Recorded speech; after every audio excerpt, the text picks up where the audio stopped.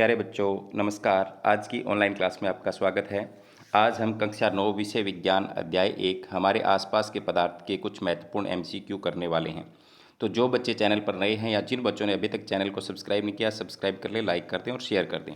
तो शुरू करते हैं आज की क्लास का पहला प्रश्न। इस विषय में प्रत्येक वस्तु किस सामग्री से बनी है? तो ऑप्शन नंबर ए पदार्थ। आगे है, भारत के प्राचीन दार्शनिकों ने पदार्थ को कितने मूल तत्वों में वर्गीकृत किया था? तो पंच तत्व यानी 5, ऑप्शन नंबर डी इसका सही है।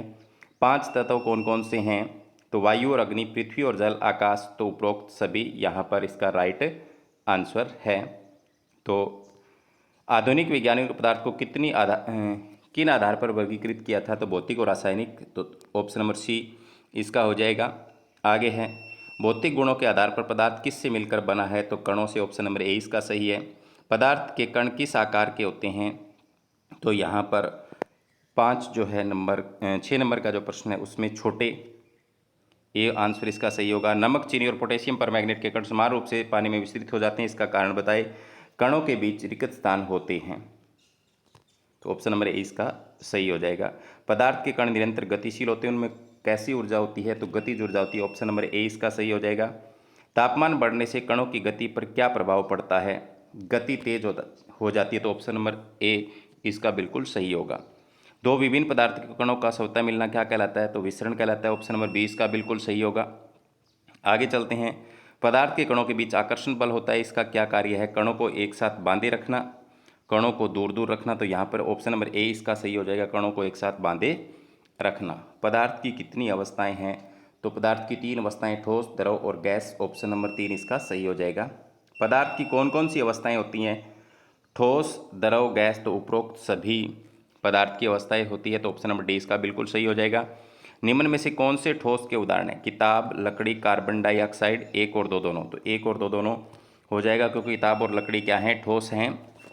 आगे है इसके बाद में नेक्स्ट, ठोस की क्या विशेषताएं होती है? निश्चित आकार होता है, स्थिर आयतन होता है, नगण्य संपीड़ितता होती है, नगण्य संपीड़ितता होती है। तो उपरोक्त सभी ठोस के गुण होते हैं। तो ऑप्शन नंबर डी इसका बिल्कुल सही हो जाएगा। आगे चलते हैं नेक्स्ट, द्रव की क्या विशेषताएं होती है? तो अनिश्चित आकार होता है द्रव का, जिस बर्तन में डालते हैं उसी के आकार का हो जाता है। निश्चित आयतन होता है। 1 और 2 दोनों। ऑप्शन नंबर सी इसका सही हो जाएगा। आगे चलते हैं, जलचर प्राणी श्वास लेने के लिए ऑक्सीजन कहाँ से लेते हैं? तो जल में घुली ऑक्सीजन। ऑप्शन नंबर ए इसका सही होगा। विसरण की दर सबसे अधिक किस में होती है? तो गैस में होती है, क्योंकि इसके कण बहुत ज़्यादा दूर दूर होते हैं। संपीड़ितता किसकी अधिक होती है? ठोस की, द्रव की, गैस की? तो गैस की संपीड़ितता अधिक होती है, क्योंकि उसके कण बहुत दूर दूर होते हैं।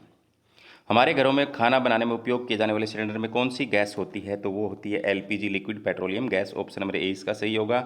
एलपीजी का पूरा नाम क्या है? तो ये आ गया द्रवीकृत पेट्रोलियम गैस। आगे है, वाहनों में ईंधन के रूप में कौन सी गैस उपयोग लाई जाती है? तो CNG. Option number B. CNG का पूरा नाम क्या है? तो संपीड़ित प्राकृतिक गैस। Option number B. जल कौन कौन सी अवस्थाओं में रह सकता है? ठोस, द्रव, गैस, तीनों में रह सकता है। तो उपरोक्त सभी। तापमान बढ़ने पर बर्फ पिघलकर द्रव जल में किस वजह से परिवर्तित हो जाती है? तो गतिज ऊर्जा के बढ़ने पर। ऑप्शन नंबर ए इसका सही है, कणों की गतिज ऊर्जा बढ़ने पर। जिस न्यूनतम तापमान पर ठोस पिघलकर द्रव बन जाता है वह क्या कहलाता है? तो वह कहलाता है गलनांक। ऑप्शन नंबर ए इसका बिल्कुल सही है। बर्फ का गलनांक कितना होता है? तो 273.15 केल्विन होता है। ऑप्शन नंबर सी इसका सही हो जाएगा। संगलन किसे कहते हैं? ठोस से द्रव में परिवर्तन को संगलन कहते हैं। तो ऑप्शन नंबर ए इसका सही हो जाएगा। ठोस के गलने की प्रक्रिया में तापमान कैसा रहता है? तो प्यारे बच्चों कैसा रहता है? समान। ऑप्शन नंबर ए इसका सही हो जाएगा। किसी तरह की वर्दी दर्शाए बिना ऊष्मीय ऊर्जा को बर्फ अवशोषित कर लेती है, उस ऊष्मा को क्या कहते हैं? तो उस ऊष्मा को कहते हैं गुप्त ऊष्मा। बर्फ को अगर हम नीचे से गर्म करें, जब तक वो पूरी नहीं पिघलती तब तक उसका ऊष्मीय तापमान नहीं बढ़ता, तो वो गुप्त ऊर्जा होती है। तो ऑप्शन नंबर ए। वायुमंडलीय दाब पर 1 किलोग्राम ठोस को गलनांक द्रव में बदलने वाली ऊर्जा को क्या कहते हैं? तो उसे कहते हैं संगलन की प्रसुप्त ऊष्मा। ऑप्शन नंबर ए इसका बिल्कुल सही है। वायुमंडलीय दाब पर वह तापमान जिस पर द्रव उबलने लगता है उसे क्या कहते हैं? तो प्यारे बच्चों उसे कहते हैं कंवथनांक। ऑप्शन नंबर ए इसका बिल्कुल सही है।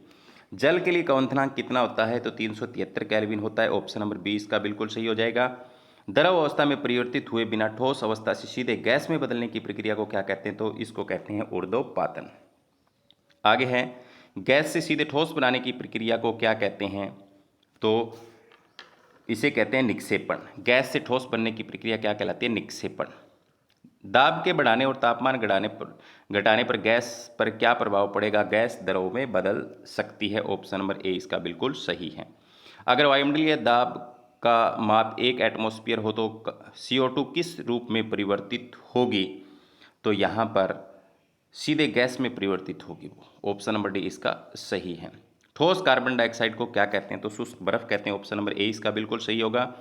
क्वथनांक से कम तापमान पर द्रव के वाष्प में परिवर्तित होने की प्रक्रिया को क्या कहते हैं? तो इसे कहते हैं वाष्पीकरण। तो ऑप्शन नंबर ए इसका बिल्कुल सही हो जाएगा। दैनिक जीवन में वाष्पीकरण के उदाहरण कौन कौन से हैं? जल को खुला छोड़ देने पर जल वाष्प में बदल जाना, यह भी है। गीले कपड़े सूखना, यह भी है। हवा में पसीने का सूखना, यह भी है। तो उपरोक्त सभी यहाँ पर राइट आंसर हो जाएगा। वाष्पीकरण की गति किन कारकों पर निर्भर करती है? तो सतह के क्षेत्रफल पर भी, तापमान पर भी, वायु की गति पर भी, तीनों पर निर्भर करती है। अगर सतह का क्षेत्रफल बढ़ाएंगे तो बढ़ेगी, तापमान बढ़ाएंगे तो बढ़ेगी, वायु की गति बढ़ेगी तो भी वाष्पीकरण बढ़ेगा। तो उपरोक्त सभी इसका सही आंसर होगा।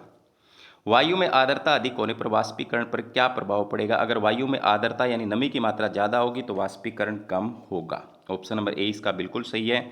गर्मियों में पसीना सूखने पर शीतलता महसूस होती है, इसका क्या कारण है? तो इसका कारण होता है वाष्पीकरण। ऑप्शन नंबर ए इसका बिल्कुल सही होगा।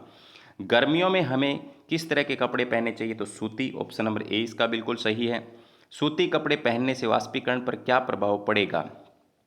सूती कपड़े पहनने पर वाष्पीकरण पर क्या प्रभाव पड़ेगा? वाष्पीकरण दर बढ़ेगी। तो ऑप्शन नंबर 20 का बिल्कुल सही। सतह क्षेत्र बढ़ने पर वाष्पीकरण कैसा होगा? तो ज़्यादा होगा। तापमान बढ़ने पर भी वाष्पीकरण कैसा होगा? तो ज़्यादा होगा। वायु की गति में वृद्धि, वाष्पीकरण कैसा होगा? तो यहाँ भी ज़्यादा होगा। किस तापमान पर जल के कणों की ऊर्जा बर्फ के कणों की ऊर्जा से अधिक होती है? तो वो होती है 0 डिग्री सेंटीग्रेड पर। ऑप्शन नंबर ए बिल्कुल सही है। 100 डिग्री सेल्सियस को केल्विन में कैसे बदलेंगे?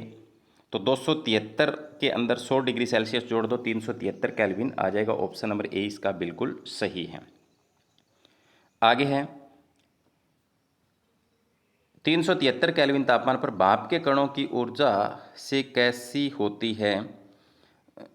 तो यहाँ पर 51 जो है उसका ऑप्शन नंबर ए अधिक होती है। पहले कौन से वैज्ञानिक ने जिन्होंने तत्वों के प्रतीकों का उपयोग किया था?